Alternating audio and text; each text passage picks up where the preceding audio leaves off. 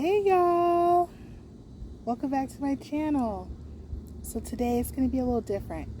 I was listening to other YouTubers and they're particularly really young millennials.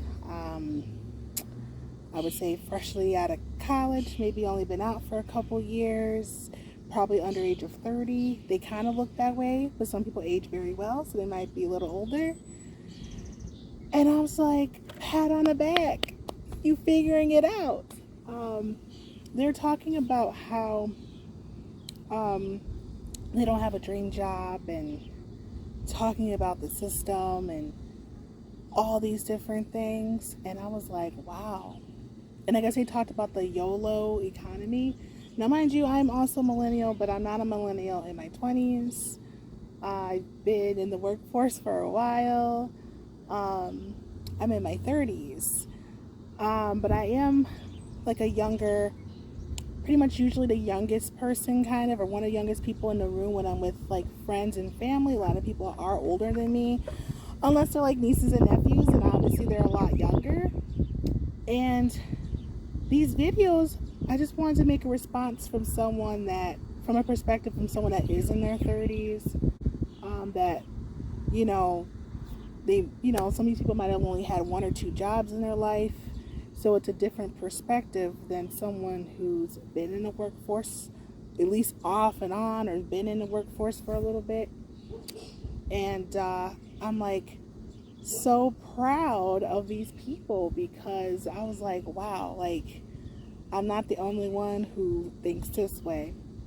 And I feel like I do have quite a bit of friends and family who do not like their job, and they just do it because what else are they supposed to do? They have to feed their kids, they have to keep a roof over their head, they have to pay a mortgage. Like, my response to not having a dream career, like I felt like I always needed to have like that dream perfect career, you know what I mean? And I totally understand in a way what they're talking about. Like, I felt like I always needed to have one, but I felt like I could never really find it. And I thought I did. I thought I found that perfect career for myself last year. Because after my interview and I got the job, I was crying. I was like, oh my God, this is what I'm meant to do. And so what I do for a living is that I teach. I'm a teacher. I teach kindergarten children. However, COVID is a thing, and I taught remote. And after the third quarter, because school are divided into quarters, after third quarter I realized this ain't it, y'all. This ain't it. And it kind of feels like I'm not going completely back to square one to figure it out. I do believe that I need to be a teacher in some type of capacity. However, I feel like ever since I was a teenager, I didn't want to have a conventional job. I did not want to go to an office and do the 9 to 5 and work for someone else. It was not something I really wanted to do, and I felt like getting into becoming adult, I didn't have a lot of choices. I felt like I didn't have a choice. Either it's like I work at a dead-end job making peanuts, right? Or go to college and you get into debt going to college to get a degree. And for me, that was a struggle because I really just was not emotionally ready to go to college. And that showed because I didn't graduate from college until like 2 years ago. And I'm in my 30s. So I feel like in our society, it's pushed for you to be an employee and struggle and 9 to 5. And if you want to do something different, you're looked at as different and weird, and whatever you're planning on doing is not going to work, because it's just not going to work because it's not what society wants you to do. I work with like the youngest kids in our population, right? So we're training them already to be like, okay, you got to be here certain time. You're supposed to listen to your boss, your teacher, do what I say, whatever, don't question me. And then they just continue on, and we test them and things like that and assess them And that's the same with like your end of year evaluations. When you're working at a job, you get evaluated. And it's just broken, y'all. And for me, I wind up telling my employer back in February that I will not be returning. So I will be unemployed in 3 weeks. And I'm okay with that. I know it's like, well, what are you going to do? What are you going to do? And I was like, I was just really not a person who wanted to work for someone else. I just wasn't. I mean, as a teenager, I wanted to do things like I wanted to be a pilot, makeup artist, like jobs that did not have me sitting at a desk all day or anything like that. I liked to travel and have adventure and things like that. And I think for me, mental health kind of robs you of your dreams if you're not able to cope with them. And that's what happened with me. But, the dreams are not dead or anything like that, I guess. I mean, I don't know if I still want to be a pilot or a makeup artist per se, but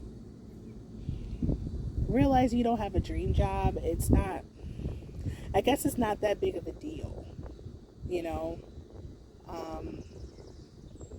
I don't know, I'm just talking about my thoughts and just from a perspective of a 30-something-year-old person that I have graduated from college recently, so I am kind of like a recent-ish college graduate, but I have worked in and out of the workforce, deal with mental health since I was like a teenager and stuff, and the system it's not great, obviously, for a lot of us working people, and especially in the U.S., I feel like other countries, they have it a little, better.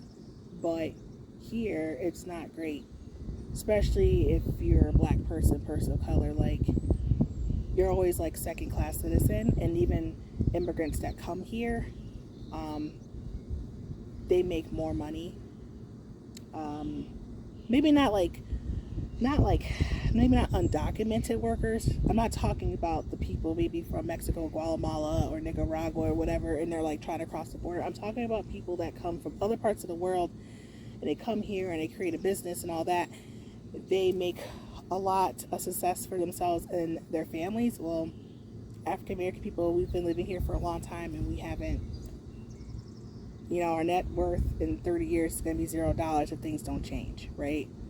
And that's the only population, as far as I know, that's in that danger. So I just want to come on here and be like, kudos to the younger millennials realizing that having a dream job is not really that important. It's more about your happiness is the most important. And if you feel like working for someone else is not for you, God, universe, whoever you go to is going to help guide you to what you need to do next to get out of that messy spot. Don't be like your parents or your grandparents and work at a job that you hate for so many years and you cannot wait to retire. Because I know people like that. They cannot wait to retire. And I'm like, okay, but you don't know what your health is going to be like when you're 70, 65, 80 years old. And some of our parents can't even retire in their retirement age. They just don't have enough money to retire. And pensions aren't really a thing for most people. So that three-legged stool they made for retirement doesn't really exist anymore for most of us. So I would say just to keep looking. You don't always have to be like, okay, I need to work for someone else. Like, try to figure out something else. I'll keep you guys updated what I'm doing. I don't really know. I'm probably going to be an independent contractor for a while. I'm going to be taking a break from working after the 3 weeks of my contract's up teaching. I'm going to be taking a break, and I'll bring you guys along with me. I know this was a longer video than I normally create, I guess, but I really want to come on here and respond to those younger millennials. Like, yes, do what you need to do. Like, you don't have to work for someone else. And having a so-called dream job, like, I feel like, I'm like, I don't want to work. Like, why would I want to work for somebody else? And I feel like, and it's like, okay, not wanting to work and work for somebody else. And then, like, humans aren't, this is something that the system created. Humans aren't meant to be working 9 to 5 and then, like, not having good breaks and stuff. Like, I don't have good breaks in my, like teaching. Like, even though I'm working from home, I don't get really a good break.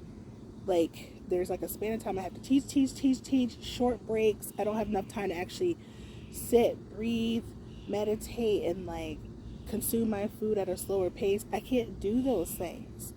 It's so stressful. And stress can kill you. And so no job is worth your happiness. No job is worth your life. Like, for real. All right. I will talk to you guys later. I know I was just all over the place with this conversation, but I just want to come on here and be like, finally, people are getting it that are younger than me and like don't have to put themselves through that grind for so many years and wait for the so-called retirement, right? Like, live your life now. Live your life for the rest of your life the best way you can, the way you want to live it, and find a way to survive and to fund it. All right. Talk to you guys later. Bye.